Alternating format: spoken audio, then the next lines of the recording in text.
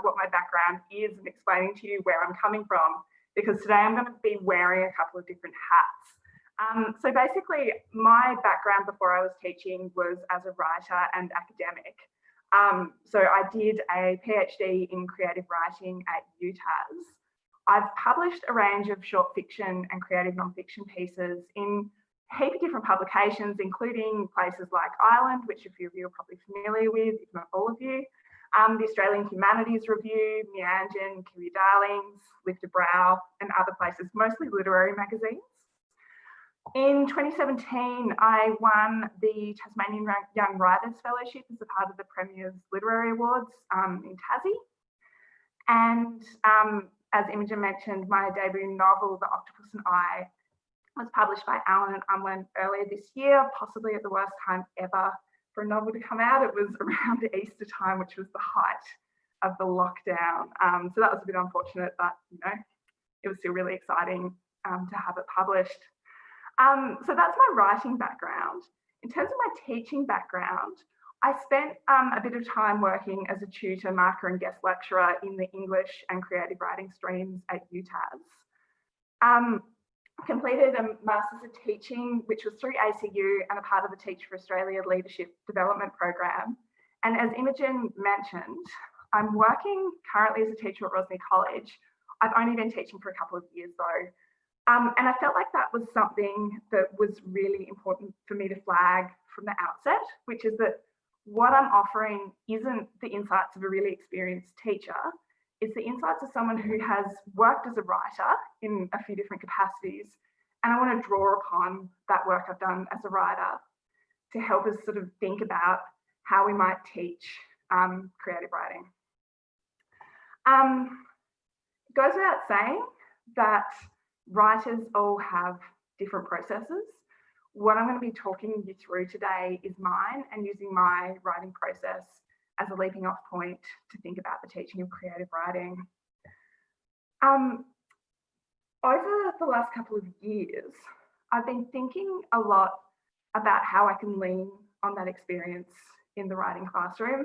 And when I say the writing classroom, I do teach English writing, but I'm also teaching English 3 and English Foundations, which are subjects that don't necessarily have that creative writing focus, but they do have elements of it in the course.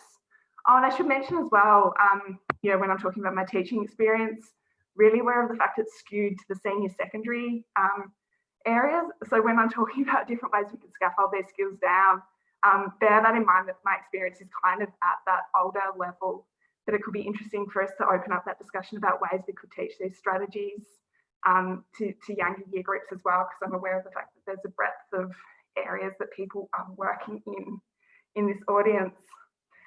So as I was saying, I've been thinking a lot about ways in which I can lean on my experience as a writer. And I'm aware of the fact that I've been doing that kind of intuitively. And it's been, for me, pretty relationship driven with my students. And it was only kind of recently that I started to actually formalize the way that I was thinking about it. Because I was doing a little bit of work with Dreyfus's model of skill acquisition, which I was going to show you, but I'm sure you guys are probably all pretty familiar with. So it's this idea that, when we think about learning taxonomies, we can think about how, like Bloom's taxonomy is obviously is a really obvious one. We can actually think about this idea of like, what does it mean to be an expert in something, in a skill? And what does it mean to be a learner, moving through to sort of a more experienced learner, someone who's proficient, and then someone who's expert. And I don't mean to big note myself, but I think with my experience, I've reached that point with creative writing and writing processes where I have become expert to a degree, and that the learners in my classroom are not expert. And so actually what's useful to think about is me understanding what processes I'm using and how I might create or bring in scaffolds into the classroom that could develop those processes in the learners in the classroom. And so this talk today is really going to be breaking that down and thinking through, what did I do? What were those processes? And then how might we teach those skills or those processes? So that's going to be the core focus. So for the presentation then, I'm actually just going to talk you through the writing process. I've separated it out into phases. So I'm going to talk to you initially about getting started. So about working with inspiration and ideas. And that first bit is going to be largely author talk. So just heads up, I'll do a fair bit of talking. We're going to be thinking about what is creative writing, because I think that's a really pertinent question. Something I've come at in a really kind of academic way, but I'd be curious to hear your thoughts on it. We're going to be talking about what does it mean to be a professional writer. And then we're going to talk about actually the writing practice. So how to manage structure, characterization and developing characterization, and the role reading can play in writing. And then I'm also going to talk to you about how I got published, what the professional writing industry is, and ways in which we can actually incorporate aspects of that into how we approach, particularly how we approach formative assessment. And the way, as I mentioned, I've said it a few times, obviously I'm a bit anxious about it, but my teaching experience is really limited. And that I'm like, having seen a few of the names in this audience and faces, there's obviously a depth of experience in this audience. So when I'm reflecting upon my process and thinking about scaffolds, essentially what I'm doing is like articulating a starting point for me. And what I'm really curious about is how you would approach it. So I'm really curious to learn from you, or that we can all learn from each other. So if anything comes to mind as I'm talking, you think, oh, I figured out a way that we could teach that, or actually I already do scaffold this thing. If you want to jot down notes, when I open to questions, we can then talk about it as a group. Okay, so I'm going to start with telling you about where my novel began. And this will be a little bit red. I would kind of become a little bit more organic, but this is slightly scripted, so bear with me. So the whole novel and the whole writing process for me, this particular project, began with the octopuses. So 6 years ago, I didn't really know anything about octopuses. So I knew that they were really interesting, because I think everyone's kind of aware of the fact octopuses are interesting. And I'd had a couple of slightly alarming confrontations with octopuses as a kid in rock pools and when I was snorkeling. So I kind of had those experiences, knew they were interesting, didn't know much about them. And then I heard this story about the octopuses who live at Eagle Hawk Neck, which is an isthmus that connects the Tasman Peninsula to mainland Tasmania.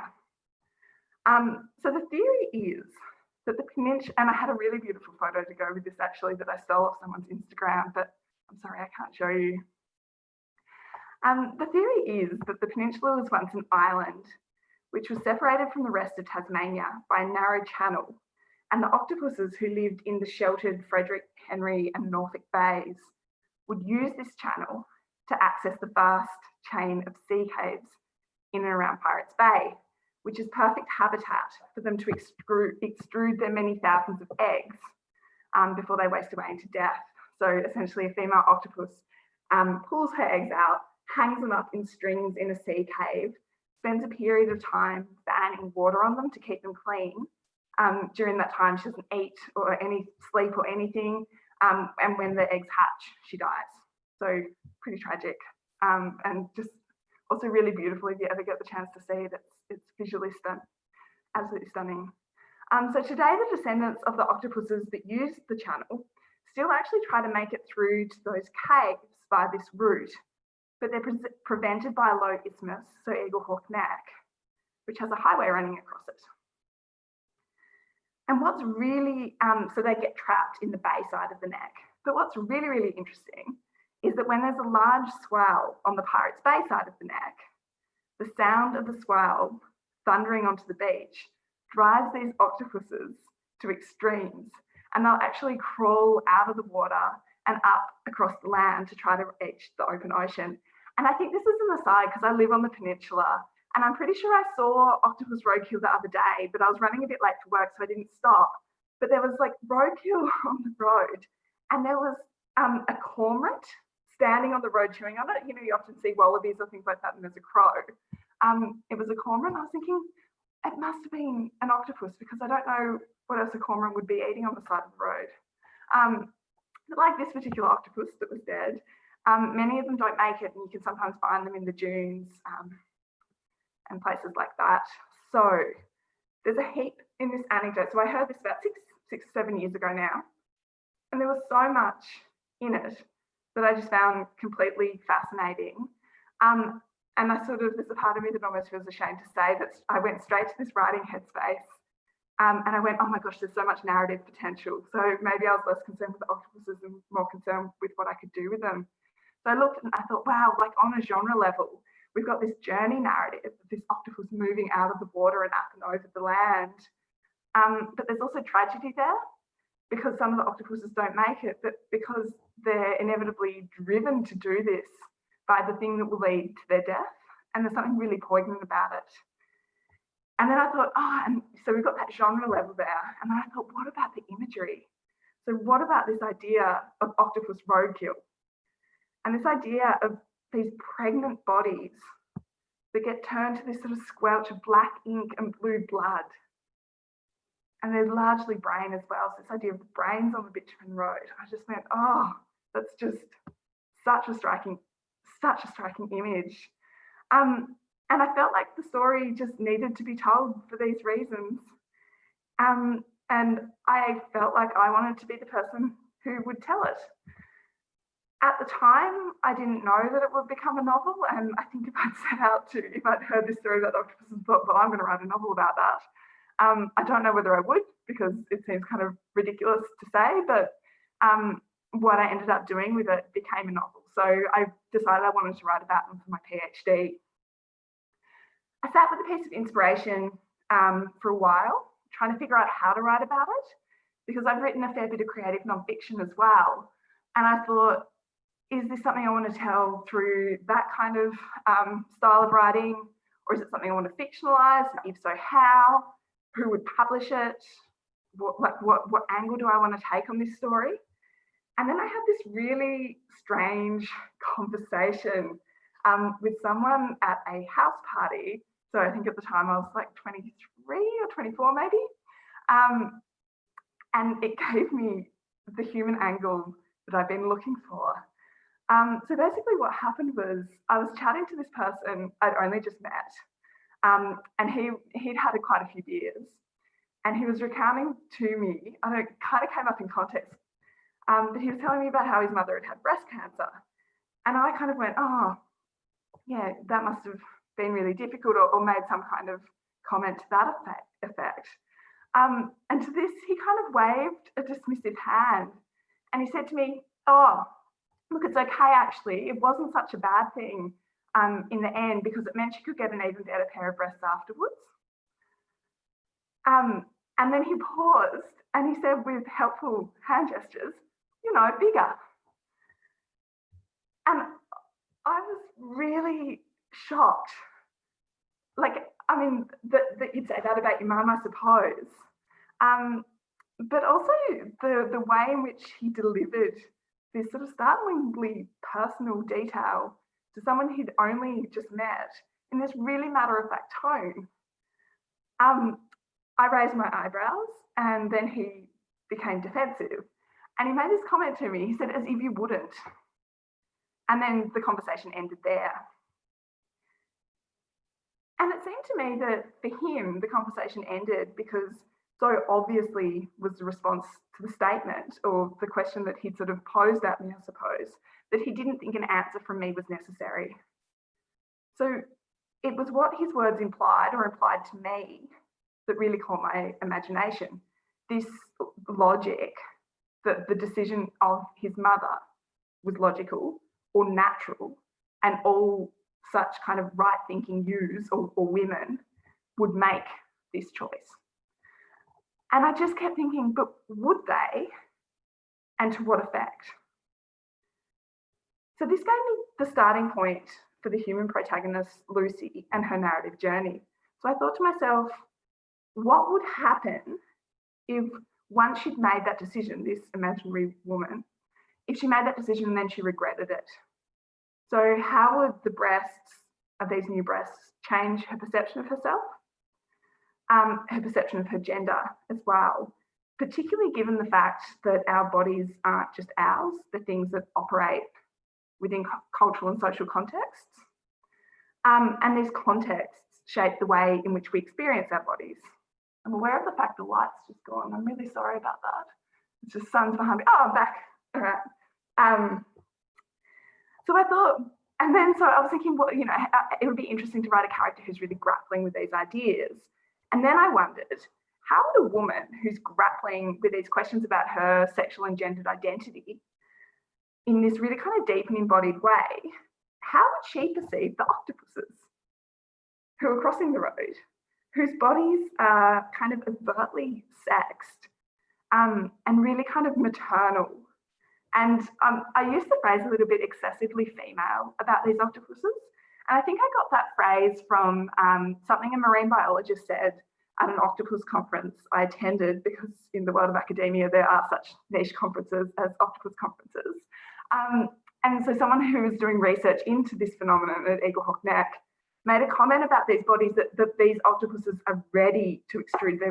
They're ready to extrude these eggs. And he said something, and I went, oh, he said, their bodies are ripe with eggs. And there's something excessive in the language about that. There's something excessive about octopuses in general, in the way they move and their arms. And I don't know if you've spent a lot of time watching them, they're just so particular. And I thought, so what will this woman think about these octopuses? I'm going to give you a spoiler alert. What I'm about to say will give away a plot point about a third of the way in. Anyone who is planning on reading the book and hasn't, if you want to just put me on mute, I'll give you like a thumbs up when I get through it. Imogen just kind of gave me a heads up before, or like what she mentioned before. I thought, yeah, I should do spoiler alerts. So this is going to give away a plot point. So bear with me a moment. So I had this idea of this woman and these octopuses, and I decided that I really wanted to write a scene in which this woman would throw herself in front of a car to save an octopus, one of these octopuses, as they're trying to cross the road. And in the process, these new breasts would be destroyed because the drama of the road was too irresistible. And then I wanted to think about how then would her understanding of the octopuses, the relationship with the octopuses, shape her new sense of herself in a way that the breasts didn't. So that was like kind of my starting point. I went, octopuses, woman, car accident, right, let's go, right? Okay. I'm assuming people are back, if they left at all. Okay, so that was my starting point. And the first part of the writing process for me was creating the circumstances in terms of plot where this might be able to occur. But it wasn't just in terms of plot, it was also in terms of characterization. So what was kind of almost more important than plot was to create a set of circumstances where the actions of the character Lucy, who's actually quite rational, or I think she's quite rational in her own way, would be plausible. And so that was kind of the big challenge of the first part of writing. I'm going to talk a little bit more about character plausibility later on. So I kept writing, and as the narrative unfolded from a human's perspective, I began to feel as though I wasn't actually telling the octopus's story. And there was something about this that felt like a missed opportunity. Something about the story felt lacking. Because I realised that while I had sort of written about the octopuses anytime they appeared in action, it was always filtered through Lucy's perspective. And like they only actually appeared in the action when their lives brushed up against Lucy's, but actually the life of these octopuses is bigger than that one moment in which they see her. And actually, I felt like it was really important that I tell their story in a way that sort of decenters her in the same way they were decentered from her narrative. So I thought, all right, I want to write that pivotal scene that I mentioned before from the octopus's perspective. And this later became the opening chapter of the novel. But having decided to do that, I realised I had no idea how to do that without it seeming completely twee or potentially just really kind of lame, to be honest with you. I thought, it's just going to feel contrived and a bit crap. A lot of my qualms around it came from the fact that we can actually never really know a non-human animal's thoughts and consciousness. And this is something I became pressingly aware of as I grappled with this challenge of representing an octopus's consciousness.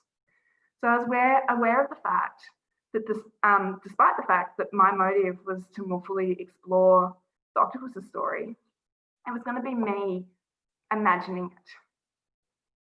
It was going to be me writing it. And I was profoundly aware of the fact that I couldn't know what an octopus thinks, but more than this, that I couldn't know how an octopus thinks. So the firing of synapses and the rhythmic perceptions of the world and the sensory arrangement that are all really distinct to that species. This quandary brought to mind a moment in Franz Kafka's A Report to the Academy, which is a short story that he wrote in 1917, I believe. And it's narrated from the perspective of Red Peter, who's a chimpanzee who's been socialized as a human.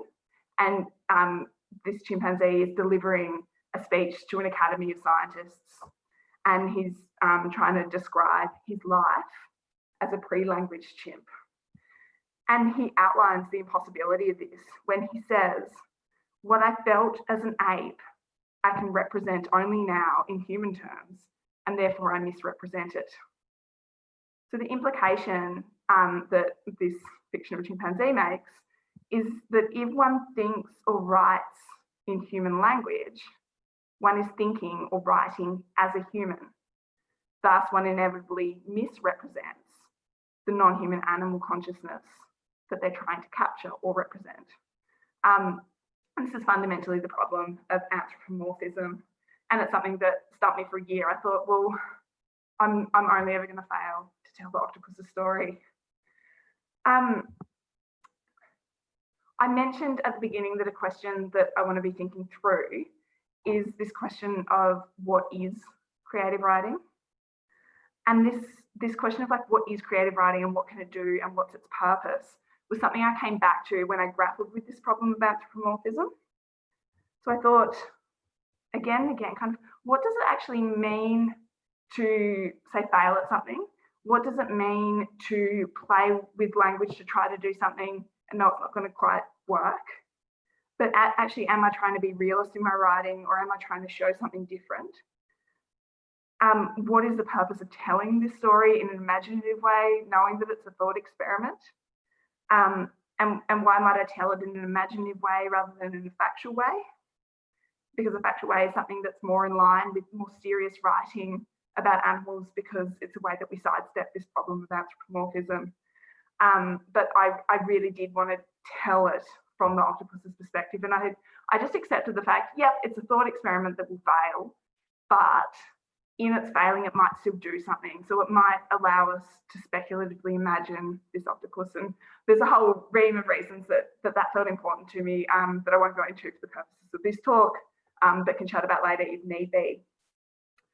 So thinking about how to write the natural world or an animal perspective brought to mind that a lecture I attended when I was doing undergrad about the murky distinction between history and historical fiction. So Associate Professor Lisa Fletcher, who works in the English department at UTAS, actually I think she's head of humanities now, but at the time she was a lecturer in English, she discussed the different approaches historians and writers might take to writing about history.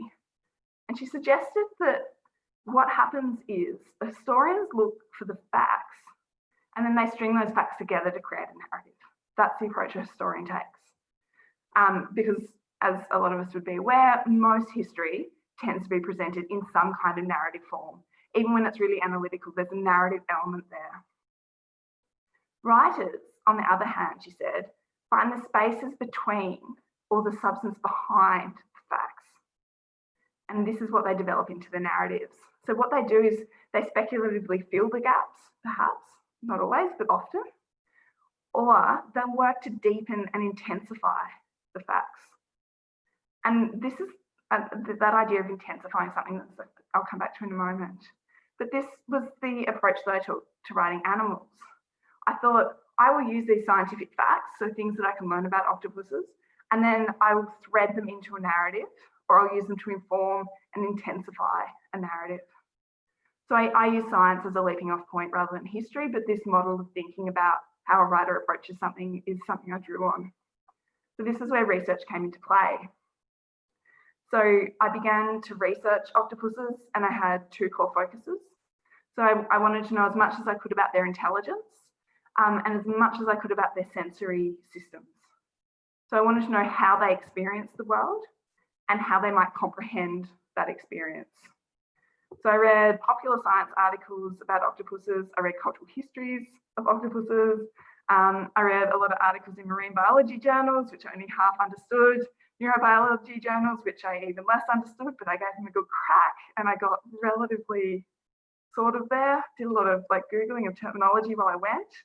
And amongst other things, I read about things like that octopuses have the capacity to learn vicariously, that they often show favoritism or personalities even. So favoritism when it comes to researchers, so there's like some studies into octopuses that look at the way in which there'll be like a range of different researchers and certain octopuses will like take a set against some researchers. So like, the researcher will come into the lab and they'll squirt water at them and then hide in the corner and won't participate in the experiments. And then if someone else runs the experiment, they'll sort of smooch up to them and they can be quite interactive how they go. And I also learned that they do something with their skin, which comes very close to what we know as seeing. So their skin's it's covered in phototransduction cells that process light in a similar way to the human eye. So essentially they touch, taste, smell and see with their skin, which is really interesting. Or it was really interesting to me as a writer who was thinking, how do I show this octopus moving through the world? So I then tried to translate my newfound octopus understanding into a piece of writing whose sentences might mirror an octopus's movements rhythmically. And so I decided that I wanted to play around with grammar and sentence structures to try to achieve that. I'm just going to flag this. I'm not going to do a reading at all, but anyone who subscribes to Kill Your Darlings magazine, they actually published that first chapter earlier this year, so it should be pretty available on the internet, or I can potentially share that chapter with people if they're kind of curious about what I ended up doing. It's a pretty experimental piece of writing. So for me, what the challenge was I developed this core understanding of octopuses, and I thought, right, I want to translate this into a piece of creative writing, but not in a way that merely kind of works to render science speak accessible to a general readership. I wanted to do something poetic with it. I wanted it to be creative writing. And so I return again to that question, what is creative writing? What I'll say is it's not just imaginative writing. So it's not just about filling in the gaps, although often it is. But when we're writing about things, we also deal with facts, and it can be grounded in research, but we deal with these gaps, we deal with these facts differently to scientists. And so I was thinking this through really academically as a part of my PhD, but I think as a teacher, it's kind of worth stopping and thinking through. So thinking, what do we actually want students to do with words and with the composition of words when we ask them to write about something? And how are we asking them to write creatively? How you could take, a lot of people teach history and English at the same time. You could take that same stimulus and you think, how do we want you to write about this creatively, as opposed to from that historical perspective, or the same with science. A thinker who really kind of helped me work through this was Elizabeth Grosz. So she's a really interesting Deleuzean philosopher. And she talked about this idea that art unleashes and intensifies knowledge, or intensifies things in the world. Whereas what science does is it slows it down and it grids it and it charts it and it uses knowledge, like it breaks into its composite parts to understand things. And I thought again that notion of intensifying something and bringing in those emotional resonances and and those sensory resonances, that's, you know, we can deal with the facts, but those extra layers of what we're after, and that's what makes it creative. And so that was what I wanted to do. So that was kind of they were like my range of starting points. I'm going to bring this to teaching now, and in a moment invite you to sort of think through how you might sort of teach this. Because as I mentioned before, what I'm thinking here is I was operating with inspiration at a kind of expert level, if we're thinking about that notion of how we deal with skills. But actually there's ways in which we can break this down into steps. So I think it's really interesting when you talk to students about inspiration and try and enable them to find their own sources of inspiration. I was quite surprised when I first started teaching at how many students were uninspired and would say, I don't know what to write about. And initially, I would sort of say like, oh, what are you interested in? That was what I straight away kind of my default position was, because I thought, oh, you know, I'll try and get them to activate their own interests and whatever to drive their interest in the subject of English. But I don't think that works that effectively in my very limited experience. So I shifted it, and I would say to students, what are you interested, rather than what are you interested in, I would say, what are you curious about? Because I thought, well, you know what, like I wasn't actually necessarily interested in octopuses, but I read this thing and I got really curious. And then that unpacked this whole, like 3 years of research into them. So I thought, what are you curious about? Could be a really handy question. It worked sometimes, but not always, because it's still kind of a bit vague. And I think some of the problems that I've confronted with students has been that some of them aren't necessarily that tapped into or engaged in the world to actually have seen things outside of their experience might prompt them to be curious. That's not speaking for all students, just some, and they're often the ones who would struggle with inspiration. And so it got me thinking about how we might teach curiosity as something, think of curiosity as something to be fostered or taught. I'm just going to double check to see if I can share my screen again. And I can't. That's all right. So that's right. I'll keep talking through it. So this got me thinking about the potential of metacognition around curiosity. And I don't know if people will probably be familiar with a lot of the strategies that Harvard's Project Zero have come up with around visible thinking. One of they're worth having a Google. There's a whole range of really, really interesting resources available online through them that kind of spearheaded that movement. One of the things they developed, which I'm sure you're all really familiar with, is that strategy of see, think, wonder. So it's like that idea that, you know, you give students a prompt, often it's an image, you get them to list, you know, what are the things you see, what do you think about this, and then what don't you know still, what do you wonder, and how we can use that to cultivate curiosity. So that's one strategy that I think is really useful. And actually, when I started thinking about it in these terms, I realized it's exactly what I do intuitively. As opposed to in that really scaffolded way. So I'm going to give you an example of that. And I had some really great images of seals that went with this. So I'm really sorry that I can't share it. But so I decided I wanted to write from octopus's perspectives, but then when a seal popped up in the narrative, I thought, oh, well, I want to tell the seal story too. So I wrote from the perspective of the seal. And I'm just going to step through how a see, think, wonder can be applied to my process for the seal. So, and it's also kind of bastardized see, think, wonder, so it's not really, thanks Imogen, it's not really not necessarily textbook, but basically I had a stimulus, so this is kind of akin to see, and this is when I learnt that Australian fur seals segregate on the basis of gender. Once male seals reach a certain age, they have to relocate from the female territories to a haul out and hang out with all the other male seals until breeding season. So, learnt that thing. this made me think.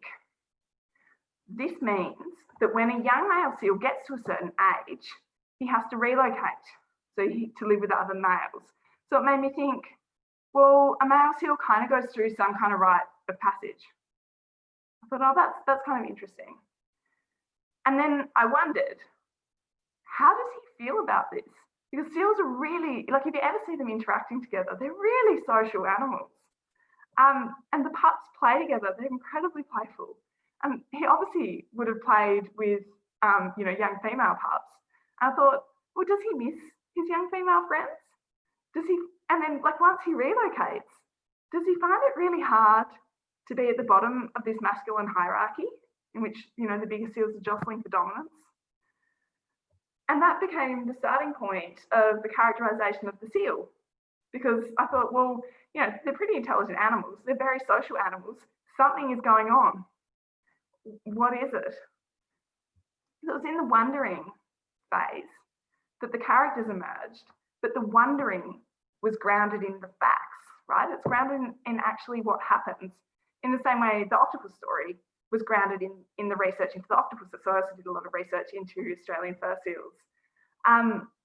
So I guess this is my first teaching proposition, and then I'm going to open it up to the rest of you. But my proposition is that if we have really interesting stimuluses, we can use see, think, wonders or adapt them in a whole range of different ways to promote curiosity, which I think is a really fabulous thing to do in the classroom, but also to find ways to get kids or students, I should say, because a lot of them are adults as well, but to get students to think about how they might write stories or creative pieces of writing in ways that are actually really grounded in the world, but open up further curiosities about the world. And I think if we can bring that into the classroom, it would be fabulous. So that's kind of my first idea about how to promote curiosity. But I'm really curious just to open it up quickly to the floor and see what you all think. And I've just glanced at the time and realised I've just gone way over, Imogen.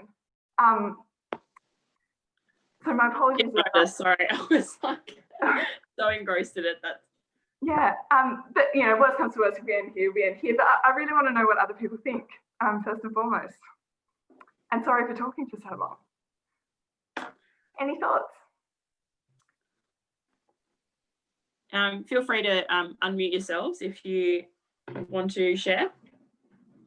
Otherwise, I can keep going for a little bit, but I don't know how long we've got time for. Well, we've got till 5:30, so if we and we left time at the end or towards the end to discuss. So if we can discuss through it. So I thought I'll just start. The whole curiosity thing is really interesting because I hear, and I've taught 7 to 10 students, just say, just tell me what to write about. Just tell me, and then they're writing about things that they're not really interested in, or it's not what they want to write. So I really like the idea of thinking about, well, what are you curious about? And, and actually, doing some research and finding out more about something and going from there. I thought that was a really interesting point. Yeah, and also just teaching them how to do that process. And I do think the See Think Wonder is a wonderful way to do it. Yeah, definitely. Great.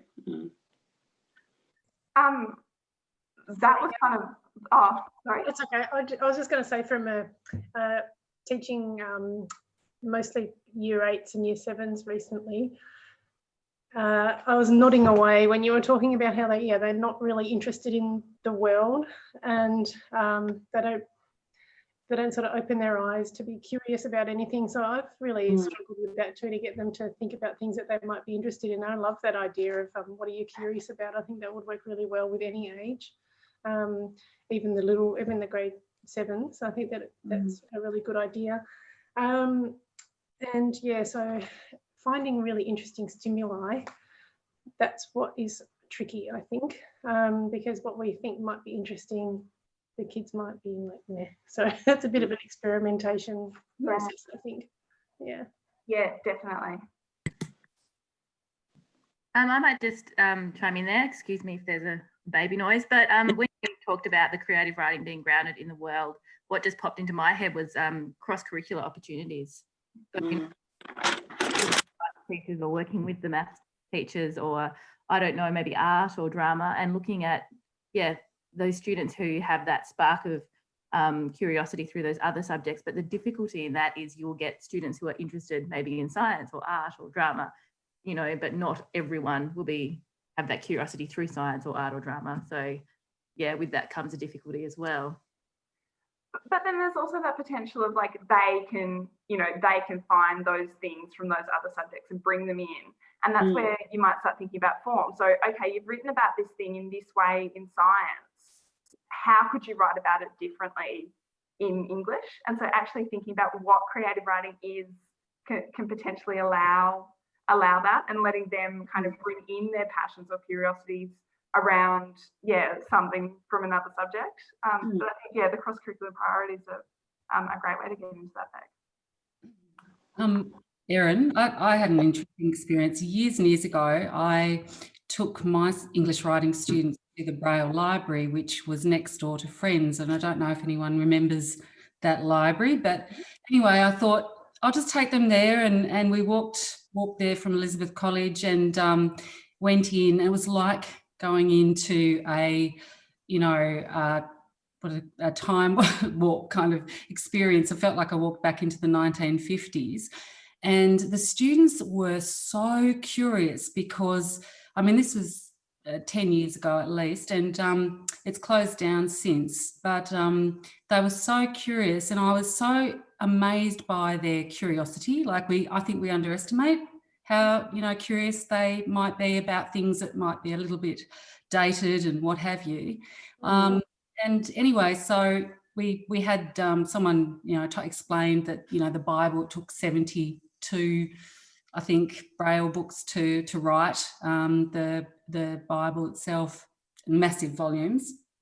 Anyway, and we went through and we had a look at maps that had Braille on them and watches and all the rest. But anyway, so we went off and back to the classroom, and they wrote these amazingly beautiful, insightful pieces about, the idea of what, trying to, I guess, get into the headspace of how it would feel to be blind and not to experience, and how they would experience the world differently. And anyway, we sent them off to the Braille Library, and they sent us back the Braille version of the students' writing. So it was the most wonderful experience that they had. And I had totally I think we as teachers, we sort of underestimate our students and their curiosity. So that's a lesson I learnt. It's so interesting to pick up on what you said, Greta, that idea of like, is the classroom actually a place that promotes curiosity, or do we need to actually get out into the world? Yes, and like I'm thinking again, just because I have been thinking a fair bit about See Think Wonders, but you go to say like TMAG or somewhere, and what do you see? Get them to like make notes and record what they see, and then they get back to the classroom, pick one of them, and then move into that think and wonder phase as the way to promote it. So it's also thinking about like, what are the spaces we're operating in, and how do they or don't they promote curiosity as well? Because actually the world's full of things to wonder about. Yeah, and we sometimes imagine, I think, that students have, a wealth of, experience in nature, for example, and some students just don't. And, I think sometimes as writers we should, or teachers of writing, we should take our students out into nature a bit more and, let them experience. It's a bit hard when you've got all these risk assessments you've got to do, but I'm thinking, botanical gardens, even, somewhere that's close and easy to access. And I think, again, discovery is quite a wonderful thing for them, even just to look at a tree that's really ancient looking and discover what its name is and what have you.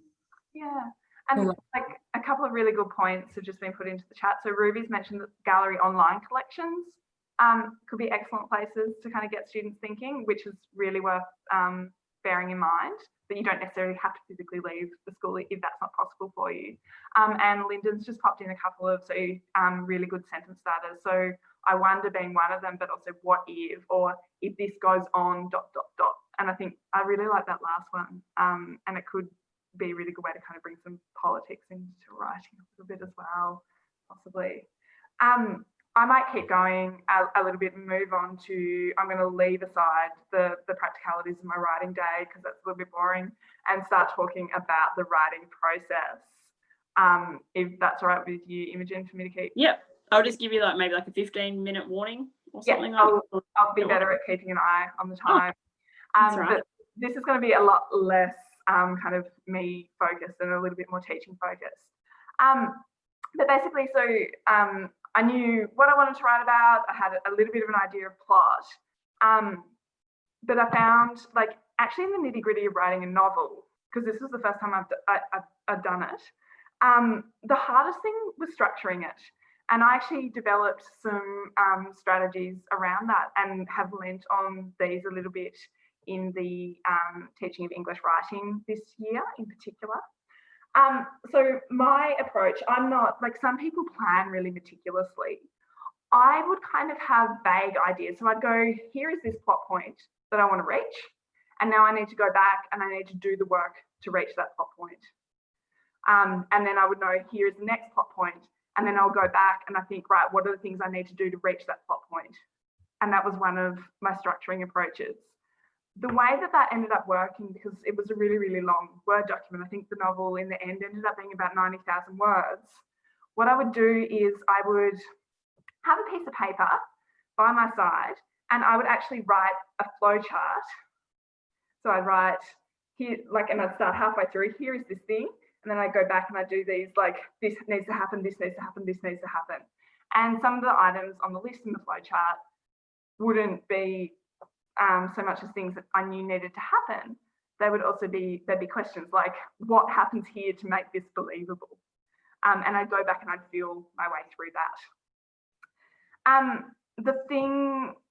So I think there's two things that can be picked up on with teaching here. The first is this idea of externalizing your plan, so having it separate to the piece of writing. And this is probably something that a lot of us encourage students to do. So you write a plan and then you do the piece of writing.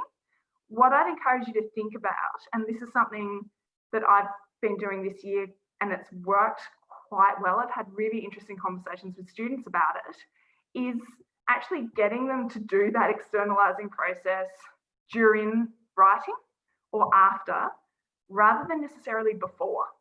Because often you don't know, and like some students will plan really well before starting, but not everyone does that. And I always, like, I talk about thinking on the page. A lot of students will kind of feel their way through organically and they won't know where they need to get until they know who their character is and what's going on. And they can't figure that out until they actually start writing. So there's something really effective about doing that. The other point with narrative structure is that I have an opinion, which is just my opinion, but I think a short story has two ingredients that you can't not have for it to work. It can have more than that, but it must have these two things. The first is plausible characterization within the context of the genre. So, you know, the characterization will have different rules depending on the context the story is unfolding in and what the genre is, but it must be, the characters must be plausible in their own way. The second thing I think it must have, and I'll come back to characterization in a second, the second thing I think it must have is narrative tension. So if there is no tension whatsoever, it is boring. And I think they need to work to create narrative tension.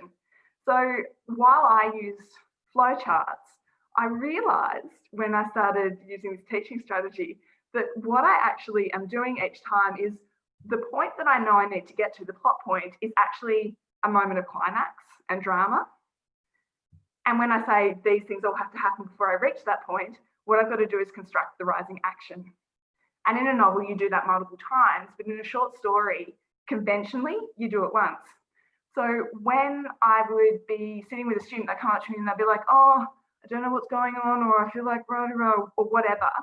And sometimes I actually just make them all do this, is I'd give them a graph. So just like this is me not being a maths person, the line goes that way and the line goes that way. And I would say, I want you to map your narrative tension.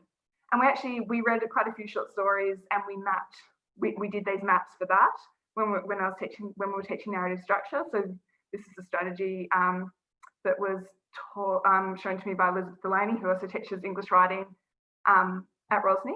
But I would just have a stack of them by my desk whenever we're doing short stories, and just whenever I needed to, I go, okay, yep, right, let's figure it out. Here's a piece of paper, you just draw the narrative tension and just annotate it for the things that are happening. And the conversations I had with a lot of the students were really effective and interesting. And I think it worked better doing it during or even after as a way for them to actually check, oh, do I have this thing? And so if you do it after, they say, oh, I think I finished my draft. I go, okay, do this. And just check to make sure that you've done all the things you need to do to build that narrative tension, so that rising action to reach that moment of climax.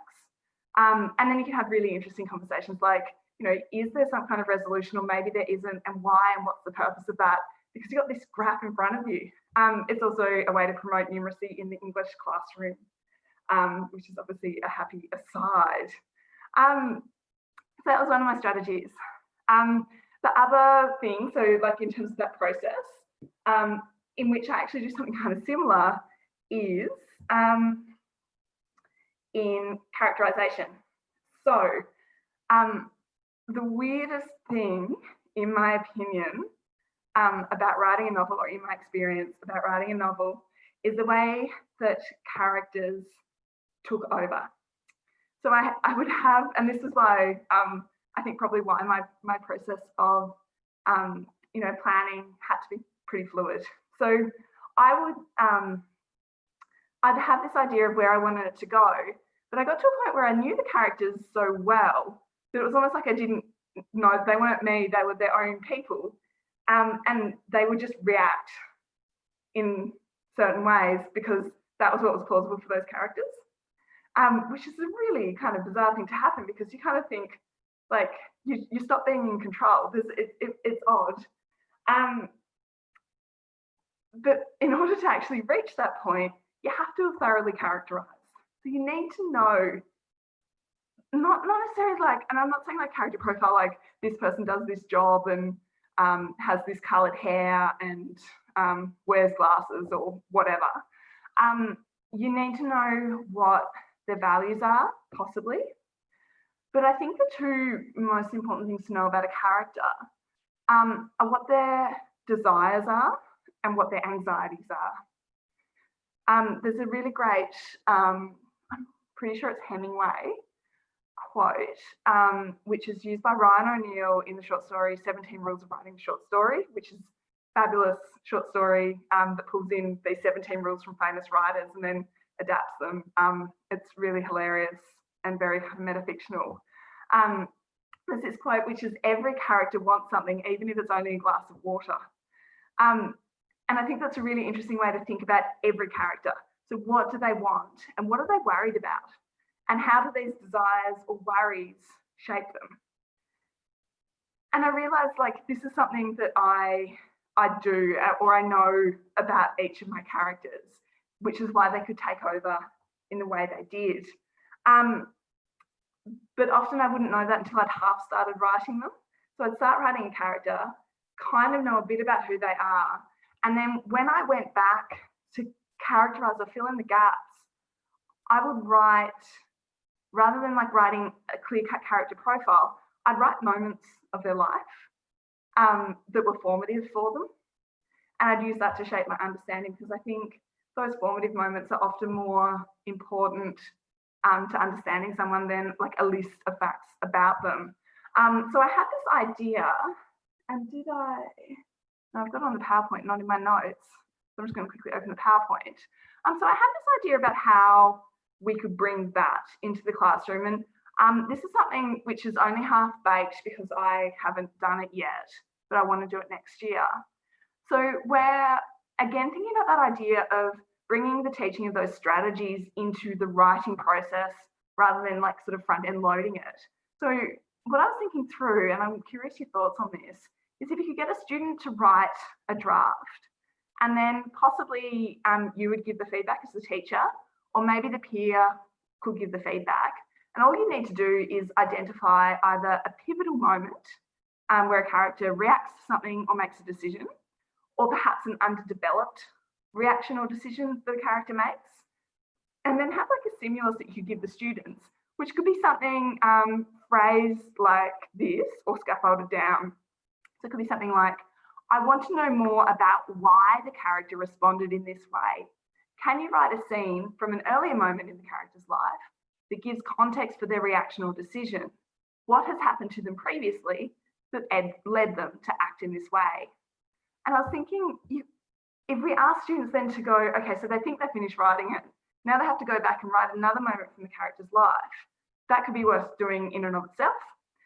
But we could then use that as a tool to teach the writing of nonlinear narrative structure and also tense, because it could be embedded as a flashback, which could be really useful, and actually just a way of developing kind of just rounder characters, but also sort of developing their understanding of narrative structure through characterization as well. So in terms of the writing process, they were kind of the two things that I most wanted to talk to you about, because for me, they were the two most important things. These are a couple of different ways I have taught it and thought about teaching it. Curious to open to the room if anyone's got other ideas.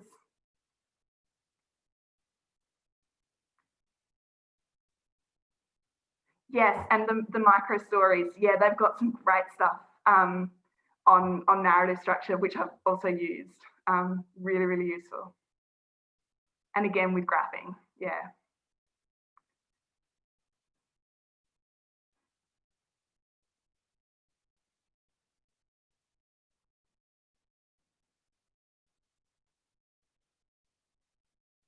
Yeah, I'm going to keep talking.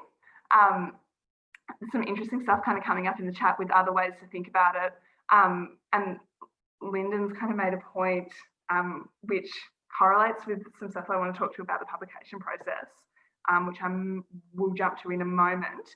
We'll talk about reading first. And it's so interesting that an editor told Happily to do that, which is to go back and show that character, because I think it's a really important strategy. The two things that I really want to be to take away from that writing process stuff is that idea that it's not something you necessarily do beforehand. It can be something that you do during, and what you're helping develop are student skills in assessing and evaluating their own writing and further developing it while they're going or once they're finished. So that teaching of editing and structural edits is kind of what we're doing there, which is really, really important. All right, so reading. So writers learn from reading. Every writer gives the advice that to be a good writer, you need to read a lot. Yeah, like there's kind of no way around it. You can't be a good writer if you don't read. I could tell you a million things about all the books I read while I wrote The Octopus and I. I'm just going to throw out one just for the sake of it. If you haven't read The Vegetarian by Han Kang, you should. It's an absolutely spectacular, quite short novel about a woman who kind of, it's too simplistic to say she wants to become a tree, but she kind of does. It really inspired that idea. So I talked about how I wanted to tell a scene from a human's perspective and also from an octopus's perspective. So in this novel, there's this same pivotal scene which contains a fruit knife, and that's something so striking about it being a fruit knife, which is told from three different characters' perspectives. And I thought a lot about that and decided I wanted to do it because A, it's a kind of interesting writing exercise, and B, it kind of intensifies the moment if you have it from different perspectives. That idea of flipping a perspective can be really interesting to get students to do. I've done that, and like either their own writing or another piece of writing. Here's the scene in this novel told from this perspective, pick this other character and rewrite it. Can be really interesting. We do that a lot in English 3 at Rosny. The thing about teaching reading, so I'll give you a little bit of my background in a moment, but I was really, really fortunate to do the Berry Street Education Model PL, which if anyone gets a chance to do is this incredible kind of PL around trauma-informed practice, and it's just so good. So Berry Street Education Model is what it's called. They have four or five different domains that they teach you, and one is on building student stamina and engagement in the classroom. And one of the points that they made in this, which I thought was fascinating, was how to teach savouring things. And actually thinking about that idea of like, that actually having the ability to savour something isn't something everyone can do. Particularly because kids who come from trauma background are often in that survival mode. So they haven't ever really learnt to stop and take in a moment and kind of revel in the texture of it, I suppose. Research suggests, so Berry Street are really kind of embedded in research, and they say research suggests that the skill or the practice or the capability to savour things promotes building of the in the moment self in students and helps young people to build and broaden their capacity for positive emotions and shades of positive emotions. So this is obviously wildly beneficial for student wellbeing. So it's really important, I think, in and of itself. But it's also really interesting to think about the way in which we can streamline this to promote positive associations with learning in subject-specific ways. And then to think about the flow and effects that might have for academic self-concept in particular classrooms. It's something that I definitely want to look further into in the future. It's on the list of kind of things I'm curious about, I suppose. So I was really fortunate in my background. I grew up learning to savour two key things for the writing of Octopus and I. Grew up by the beach with a father who's a really, really avid surfer. All holidays are spent at the beach, but not just like at the beach, but in ways that were all about taking in the moment at the beach. And surfing's really interesting because you learn how to read the ocean. That's the language that gets used of it, read the way it moves. And so I'd spend so much time with my father reading the movement patterns of the water and then taking the time to really enjoy it. Surfing's all about joy. So I savoured the ocean. That comes into my writing. The other reason I was really fortunate, well, there's a million reasons I'm fortunate, but one of them is, another one is the fact that both my parents are avid readers. They love literature. My house is full of literature. Ideas and words get talked about. As a kid, bedtime stories were a thing, but not just bedtime stories all the time. If you think about that, the benefit of bedtime stories, so like, what does it mean to actually sit down with a kid, snuggle up with them and tell them a story? Like, that is a moment to savour, and it's a moment kids savour while it's happening. So we learn that from an early age. But also, if we think about wonderful children's books, they're all about the texture of words and language. It's all about rhythm. And not everyone accesses that, and not everyone associates novel or associates stories with love as well. And so not everyone has that association there. And that's, really, really obvious in the classroom, I think. Here's an aside. What's the relationship between cultural capital and class and people who get published? It's probably people who do have the cultural capital of books in the home, who develop those positive associations with literature really early on and savour words, who are then following that kind of a pathway. It's just kind of worth thinking about that as an aside and thinking about ideas of privilege in relation to who values language and stories. This idea of savouring things is something that I have overtly brought into the classroom with reading. So I read to my students a lot. I do read aloud, think alouds, trying to break down. So I'm obviously trying to teach narrative theory, trying to break down how language and structure works for them.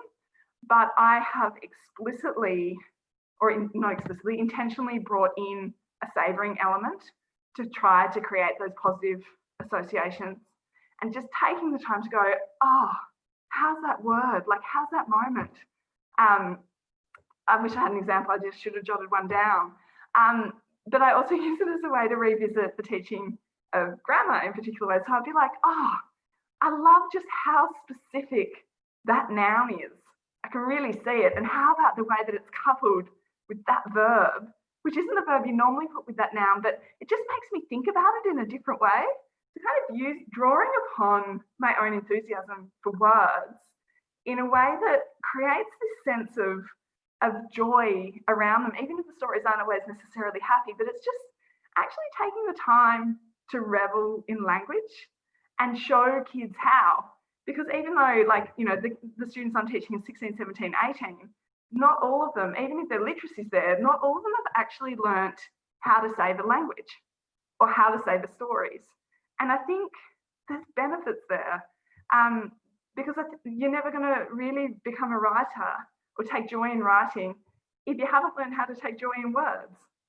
And so I just wanted to put that out there. And it's something that has had a really beneficial impact on classroom culture, not just for my English writing students, but also for my level 2 English students who don't identify as English students or don't particularly like English. They've still loved being read to, and have really kind of engaged in words, and actually their use of textual evidence and understanding of language features, I think, increased from doing that. I'm saying that it's something that I would also like to look into further. I'm just going to power on through because I want to talk about formative assessment and then open that up to questions.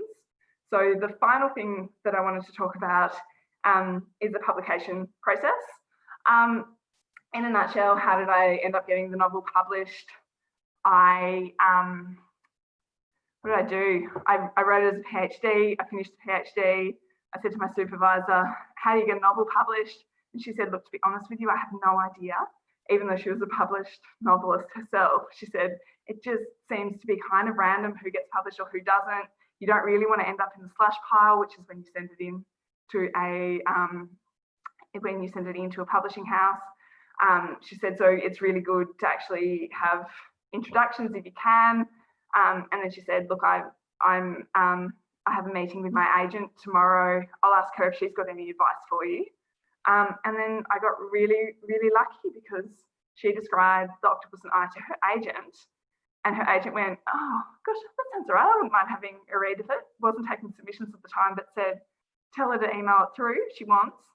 I did, and my agent Gabby ended up loving it. She then gave me 2 rounds of edits, and we had to kind of de-thesis it because it was written for a PhD. And she started talking to me about things like intended audience and target audience, which I hadn't thought about. She said, you know, like your audience will be interested in X, Y, or Z plotline. And I went, oh, okay. So develop that, cut this, rah-de-rah. She then approached publishers on my behalf, and I was fortunate enough to get picked up by Allen and Unwin. When you work with a publisher, and this is where we're going to bring teaching into it again. When you work with a publisher, they give you 3 rounds of feedback at least, generally speaking. The first tends to be a structural edit. And I think it was Lyndon who said that, yes, it was Lyndon, who said that the feedback around character development was something that was given to Harper Lee for the writing of Mockingbird. I had the same feedback. So I was told, oh, I don't know if we really believe Lucy would do this thing. Can you go back and help us understand? So you get that kind of character feedback. You get structural feedback about narrative tension in the same way that I talked about, you know, here a strategy, we can teach these things. Actually, these are precise, they're industry relevant. They're precisely the things that the publishing house are looking for. I also had, which I thought was kind of funny, they asked me what building materials are the houses at Eaglehawk Neck made out of, for people who haven't been there. So kind of specific things around setting. So like developing setting, characterization and character plausibility, narrative tension and that overall flow. So it's kind of big picture stuff. The next round of feedback is a line edit where they'll do things like say, you've used this word 5 times in the last 3 pages, consider diversifying, and things like that. So that's literally where you're not doing any big changes, you're going through and changing on like the words on that basis, on a line-to-line basis.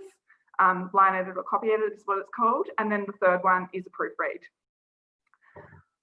My talk today has been mostly based around the structural editing phase.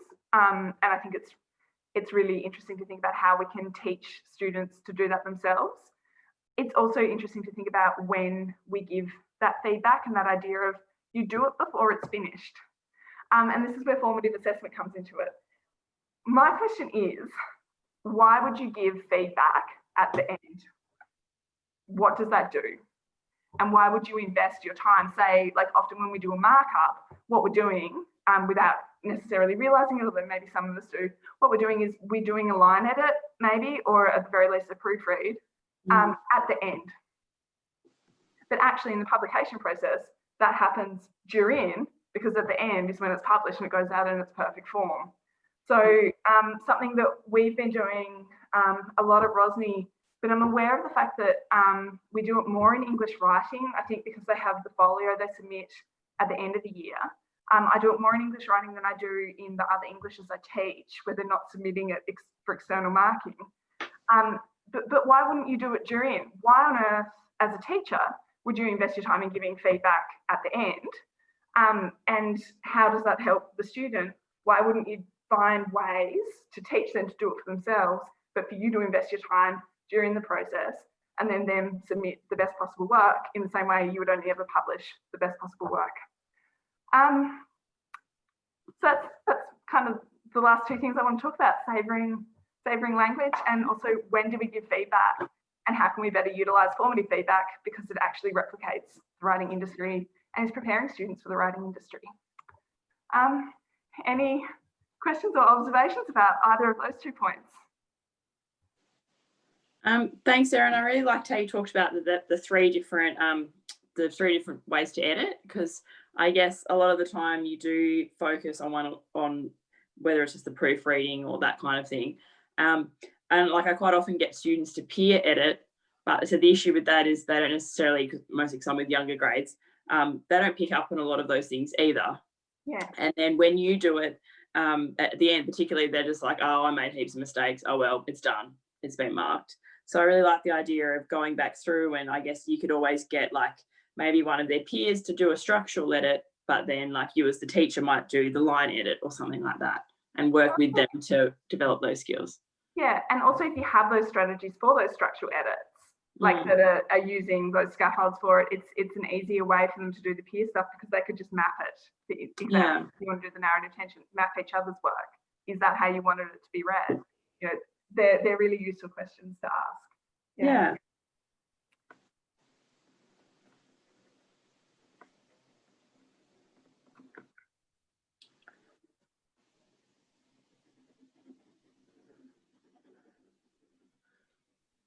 Does anyone else have any questions or comments? I know there was lots of things being discussed in the chat. Reading aloud, yeah, it's amazing how powerful it is to read aloud to students. And yeah, as you said, it is unfortunate a lot of them don't have that experience growing up. Like I was reading to my baby from when she was a week old. Not that she still can't understand what I'm saying, but it's just, I guess it's nice, and it's something that I guess I didn't even consider not reading to her, but so it's really sad to think a lot of people don't get that. And there is, for some reason, some kind of judgment out there that reading aloud's, I don't know, not a real lesson, or like, you know, it's not, it's wasting time, or it's the students aren't doing anything. I don't know what it is, but sometimes I get some direct and indirect criticism for how much reading aloud I do to my with my English classes, but that's okay. I'm stubborn enough to ignore it and stick with it because I think it's worthwhile. And I just loved hearing it from a number of voices in the chat as well, while Erin was talking about that very point. Yeah. I tend to agree with the importance of reading out loud. I wish I had more time in the classroom for that. I feel very limited, although my students did tell me that I read a lot to them. And I thought, no, I didn't. But anyway, but I think, you know, what you were saying, Imogen, about reading to your baby is interesting, because even though she can't understand the words, the inflection and the intonation in your voice is something that your child at that young age probably would, you know, be able to pick up on and hear. And I think just recently I reread a poem by Sylvia Plath. We were looking at it when we were dealing with, when I was dealing with assonance, and I didn't realise how much assonance the poem had in it, and I think alliteration as well, and it's a very simple poem. Actually, you could read it to any age group. It's called Mushrooms. Don't know if anyone's read that poem by Sylvia Plath, but it's a brilliant poem and it's gorgeous to read. But it also has this wonderful assonance throughout, and which is quite a sophisticated technique for students. Most of them aren't familiar with it when they get to senior secondary level. But yeah, I think you can teach it across the board. Yeah, and I think again that's the tone and the sound that it creates is really important. I think that's what you did, Erin, with your beautiful opening chapter. It has that lovely. You can just feel the volume and the movement of your octopus in that opening chapter, especially through the use of language and words and the combinations and what have you. Yeah.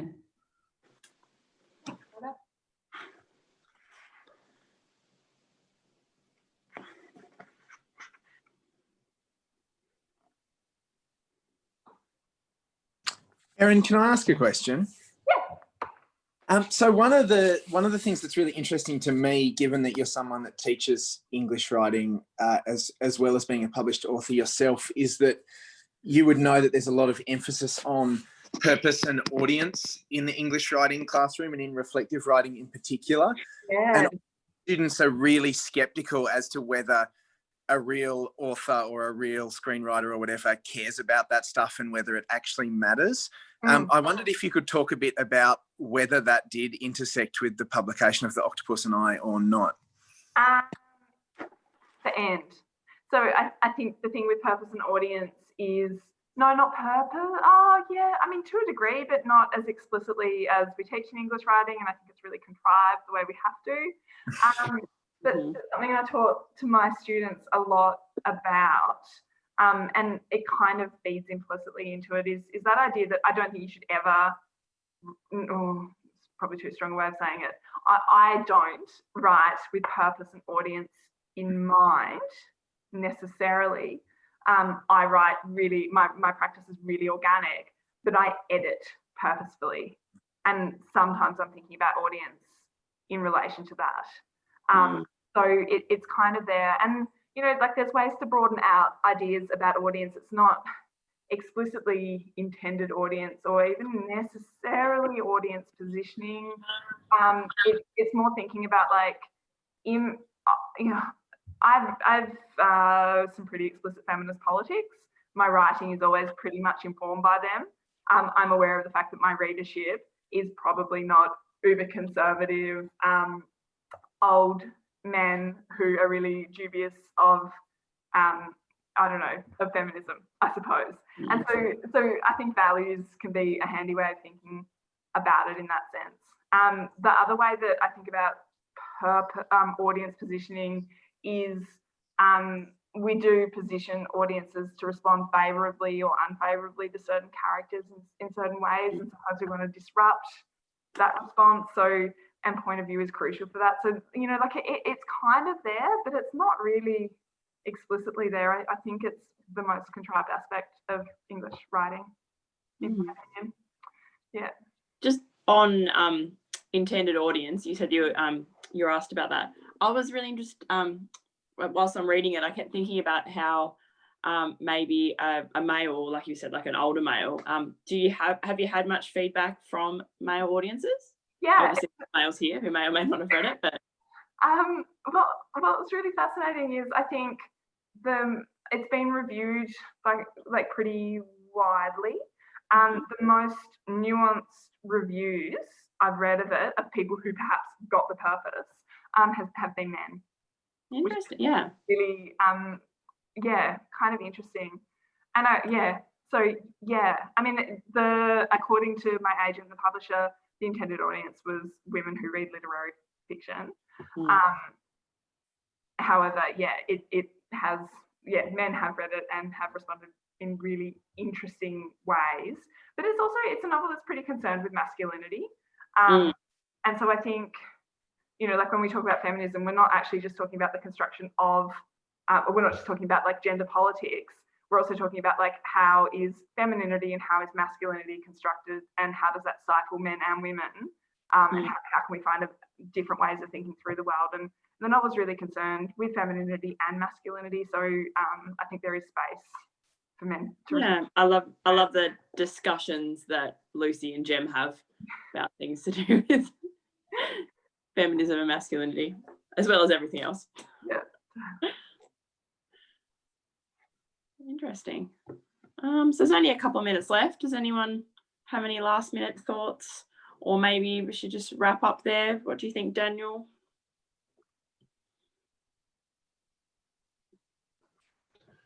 I think this has been a great session, and I don't want to interrupt the job you're doing, Imogen. Do we know if the chat's going to be recorded for people to access, or is that just a one-time only thing? It generally is, but just in case, I can copy and paste it. Okay, just thought that was worth checking. That'd be cool. Yeah. And the other thing, I had down the link for the you said about the story writing, the Hemingway 17 the rules of writing a short story. If anyone has a link to that we can share. Yeah, I'll just pop a little bit more info into the PowerPoint, because I've had to use it differently, and then I'll send it through to you again, Imogen. So that'd be awesome. I'll share that with everyone, as well as a link to the recording. So that's great. Well, if there's no other last minute things, I would just like to thank you, Erin, from all of us at Tate. And I said I know I've got about 5 pages of notes, so I don't know about everyone else, but I think it's been really interesting, and not just learning about your writing process, which is fascinating, but of course how you can use that in the classroom and the editing processes and whatnot. So thank you very much for your time, and everyone else for joining. Busy time of year. Thanks for having me. It was a pleasure to be invited. Thank you, and thanks everyone for coming. Thank you, and don't forget to do Daniel's survey, please. Thanks everyone. Thanks Erin. Thanks Imogen. Thank you.